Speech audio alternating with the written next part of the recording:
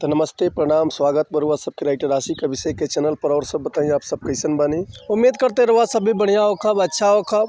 तो रहुआ सबन खातिर लेके आ गए बनी भोजपुरी हिट मैटर, बिल्कुल दर्दनाक, बिल्कुल ब्लास्ट मैटर बा। अगर एक के नया म्यूजिक बनवा के दिल से गायकी कहतनी, बढ़िया से गायकी कहतनी, तो 100% बाकी गाना और मार्केट में बाज जाई।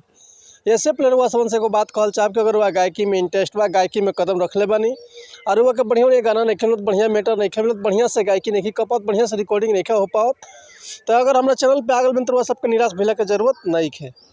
काहे से कि रउआ सबन खातिर हम हर एक प्रकार के सॉन्ग लिखिले, हिंदी होके चाहे भोजपुरी के, चाहे रउआ कोनो भी ट्रैक पर भोजपुरी सॉन्ग लिखवा सकिले। ऑर्केस्ट्रा संग, बेवफाई संग, लयदारी, रंगदारी, चाहे जातिवाद संग, चाहे पूर्वी निर्गुण, चाहे भजन, चाहे भक्ति संग, चाहे कोनो भी तरह के संग लिखवा सकिले रउआ सब बिल्कुल उसी चार्ज पे। तो चलिए देर ना करते हुए मैटर पर देखला। लेकिन ऐसे पहले रउआ अगर हमारे चैनल पे आ गए तो चैनल के लाइक करी, सब्सक्राइब करी, बेल आइकन प्रेस कर दी, ताकि कोनो वीडियो अपलोड करी तो सबसे पहले नोटिफिकेशन रउआ सबन के मिले।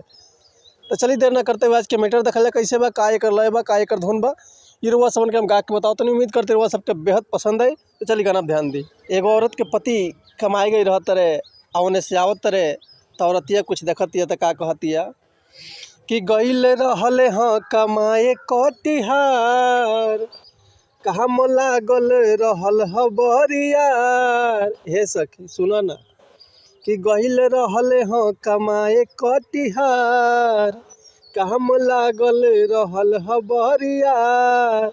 राम जाने कैसे बेबी को भुलाए हैं, मेरे सैया जी सौतन लाए हैं, मेरे सिर पे बिठाए हैं, मेरे सैया जी सौतन लाए हैं, मुझे नौकर बनाए हैं। तो चलिए रउआ सबन के एक बार हम मुखड़ा सुनाए तो नहीं हम कि गहिले रहले हाँ कमाए कटिहार, कहाँ लागल रहल ह बरियार।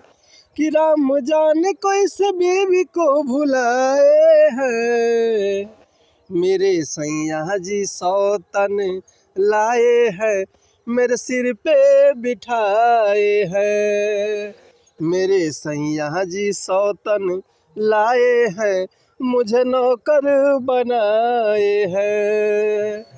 तो उम्मीद करते मीटर वह सबके बेहद पसंद आयल हुई। अगर ये गाना के फुल लिखवाल चाहतनी तो डिस्क्रिप्शन में हमारा कॉन्टैक्ट नंबर बा, व्हाट्सअप नंबर बा, कॉल कर सकले या व्हाट्सअप कर सकले। रउआ के एक बार आप हम कॉन्टैक्ट नंबर बताए तनी। हमार कॉन्टैक्ट नंबर बा 81 78 24 48 75 और व्हाट्सअप के नंबर बा 73 80 37 39 72। तो अगर हमारे गांव में कोनो मिस्टेक बोलो तो भैया क्षमा चाहतनी। ऐसे कि हम गायक ना ही रउआ सबन के खाली बता सकिले, समझा सकिले। तब मिलत है नेक्स्ट वीडियो में कुछ नया गाना, कुछ नया धुन, कुछ नया कंपोजिशन लेकर। तब तक ले रउआ सबसे अनुमति चाहतनी। तो नमस्कार, प्रणाम, जय हिंद, जय भारत, जय भोजपुरी समाज, जय माता दी।